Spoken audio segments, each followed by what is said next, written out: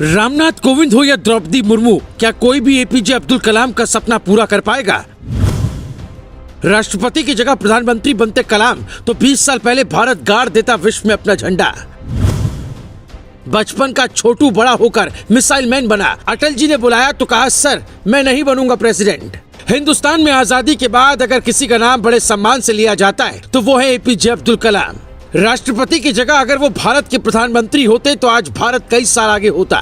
पूर्व राष्ट्रपति डॉक्टर कलाम प्रधानमंत्री होते तो क्या होता, बताएं उसके पहले सुनिए उनका वो किस्सा जो ना तो कोविंद पूरा कर पाएंगे ना कोई और।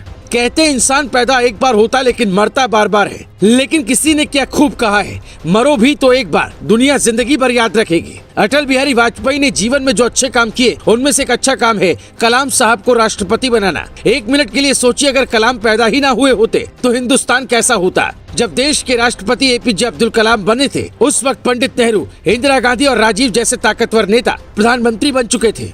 लेकिन भारत का एक सपना अधूरा था।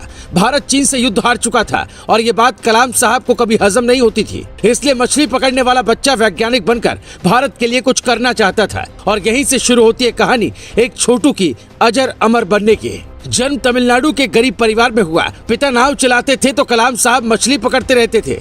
अखबार बेचा, पढ़ाई का खर्च उठाया, अखबार बांटने के साथ पढ़ते भी थे। वहीं देश बदलने का ख्याल आया। ऐसी गरीबी किसी के पास हो तो लोग मजदूर बनने के बारे में सोचते हैं। कलाम ने कहा, मैं वैज्ञानिक बनूंगा। बचपन से चिड़ियों को उड़ता देख उड़ने का मन बनाया। विंग कमांडर बनकर भारत का मान बढ़ाना चाहते थे। पायलट की वैकेंसी निकली, फॉर्म भरा। परीक्षा में 9वां स्थान था। 8 सीट थी, इसीलिए वहाँ सिलेक्शन नहीं हुआ। एक सपना टूट जाने से बहादुरों की जिंदगी में और जोश आता है, वही हुआ।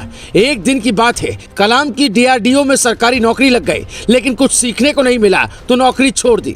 एक दिन इसरो के फाउंडर विक्रम साराभाई जी से मुलाकात हुई और वहीं से जिंदगी बदल गई। नामी वैज्ञानिक विक्रम साराभाई ने कमाल की क्षमता को पहचान लिया और फिर वो हुआ जिसका इंतजार आजाद भारत को करीब 50 साल से था। विक्रम साराभाई ने तबादला इसरो में किया और यहीं से बन गए कलाम, मिसाइल मैन कलाम। अब उनके सामने 2 लक्ष्य थे। पहला भारत का सफल परमाणु परीक्षण, दूसरा अमेरिका को ये बताना कि नया भारत कितना ताकतवर है। साल 1962 में कलाम पहली बार इसरो पहुंचे। कलाम प्रोजेक्ट डायरेक्टर बने और जब भारत ने अपना स्वदेशी उपग्रह प्रक्षेपण यानी SLV-3 बनाया, कलाम ने स्वदेशी गाइडेड मिसाइल को डिजाइन किया, जिसके चलते अग्नि और पृथ्वी जैसी मिसाइलें भारतीय तकनीक बनी।